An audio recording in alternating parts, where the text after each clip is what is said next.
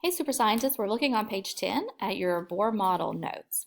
So I wanted to show you first that there are some different types of atomic models that scientists have developed over the years, and that's based on an understanding of atoms, which we know are invisible. So as the progression of knowledge has increased, scientists have changed the atomic models that we see. So we start out with kind of this circular sphere as an atomic model.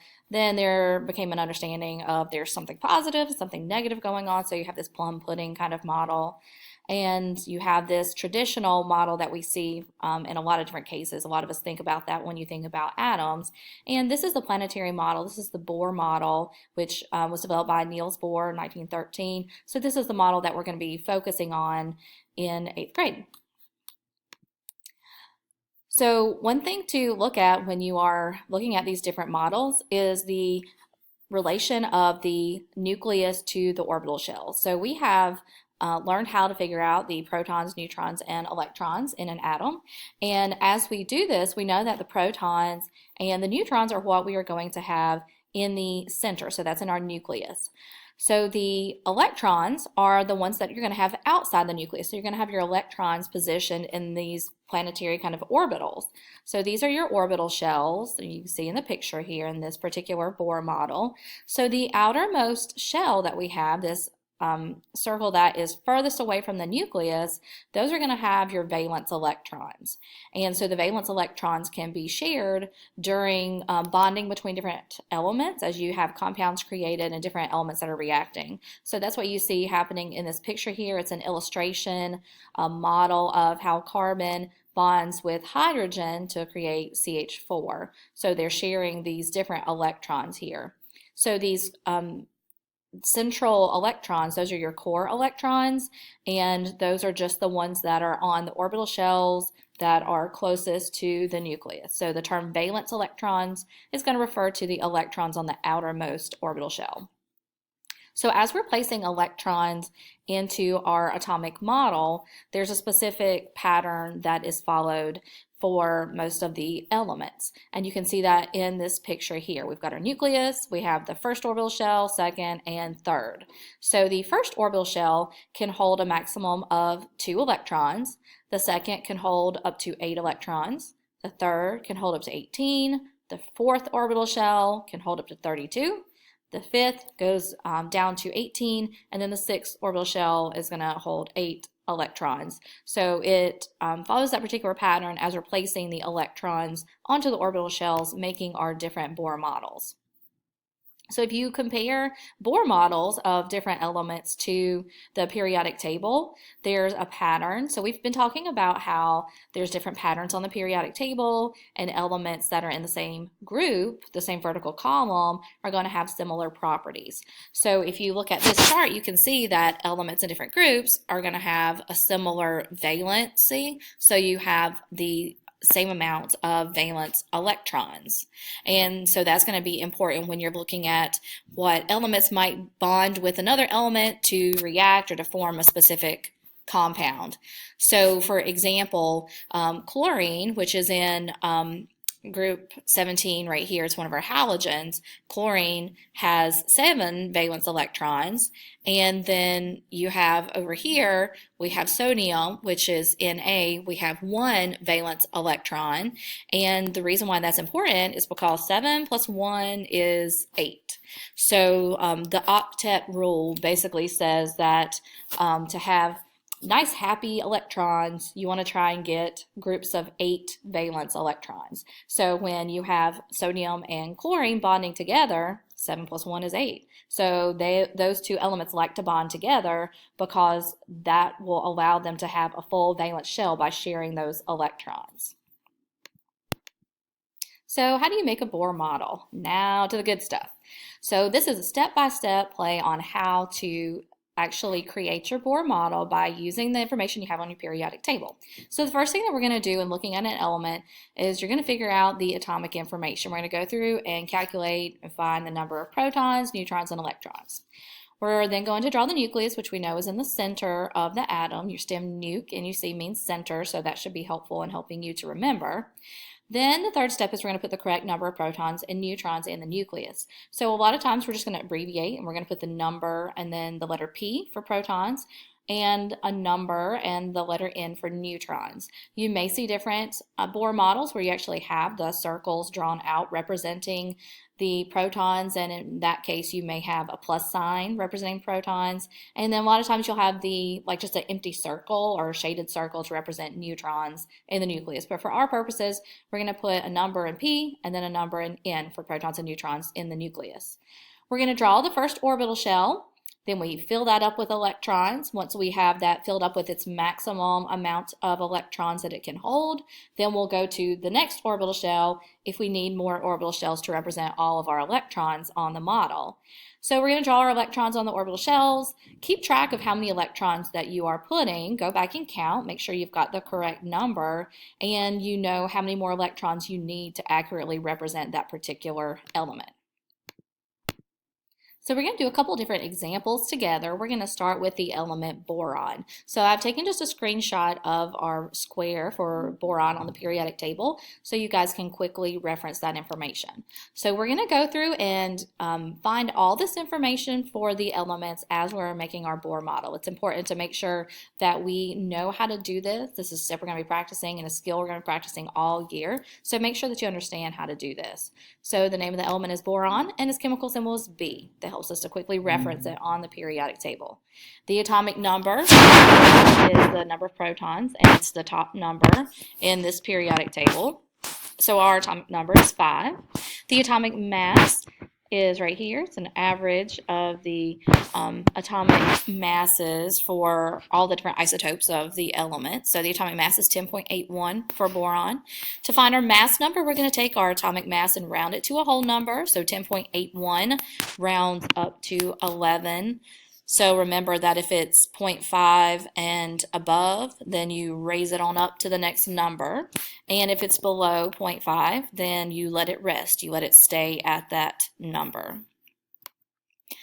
So our mass number is 11. Our number of protons is 5 because the number of protons, if we remember ape man, our number of protons is equal to the atomic number, which is also equal to our number of electrons. The number of neutrons, to find that, remember we're going to take our mass number, which is 11, and we're going to subtract our atomic number, which is 5. So 11 minus 5 gives us 6 neutrons. And then our electrons, again, is the same as the number of protons, which is the same as the atomic number, and that's 5. So that's the information that we need to start out in making our Bohr model. So what we're going to do next is that we're going to start drawing our model. We're going to draw the nucleus first, so that's going to be the center of our atom. And we know that our protons and neutrons are the 2 subatomic particles that we can find in the nucleus. So we're going to go ahead and put our protons and neutrons in there, and rather than draw out all those circles, we're going to put P and N. So there's 5 protons and 6 neutrons. That's all we do with the protons and neutrons. Now we need the electrons. So the rest of the Bohr model is based on using the number of electrons. So we're going to draw our first orbital shell. Based on the numbering that I have down here, I've just typed in the maximum number of electrons for each of your orbital shells as a quick reference for you. So the maximum number of electrons for the first orbital shell is 2. So we're going to go ahead and fill up that first orbital shell.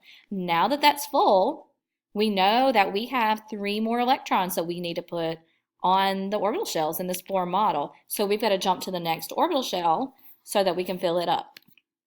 So our second orbital shell I've just drawn around here, and we've got 2 electrons represented already, so we need 3 more. So 1, 2, 3. Now that gives us a total of 1, 2, 3, 4, 5 electrons, so our Bohr model is complete. Yay, first Bohr model. Next example is lithium. So we're going to go through our information again. Lithium, chemical symbol Li, atomic number right here, that's number 3. Atomic mass right here, 6.941. Mass number, 6.941 rounded to a whole number, so 6.9 rounds up to 7.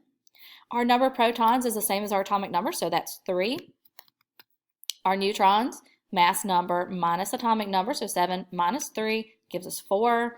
And our electrons is also equal to the protons, which is equal to the atomic number, so that's 3.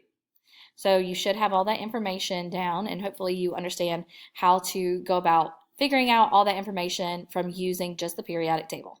So we're going to draw our nucleus first. In our nucleus, we've got our protons and neutrons. 3 protons, 4 neutrons. Now we're going to be adding in our electrons onto our orbital shell. So we need 3 electrons. We're going to draw our first orbital shell, and it can only hold a maximum of 2 electrons. So we're going to go ahead and fill that one up. It's got 2, but we need 1 more electron on our Bohr model. First orbital shell can't hold another one. It can only hold 2.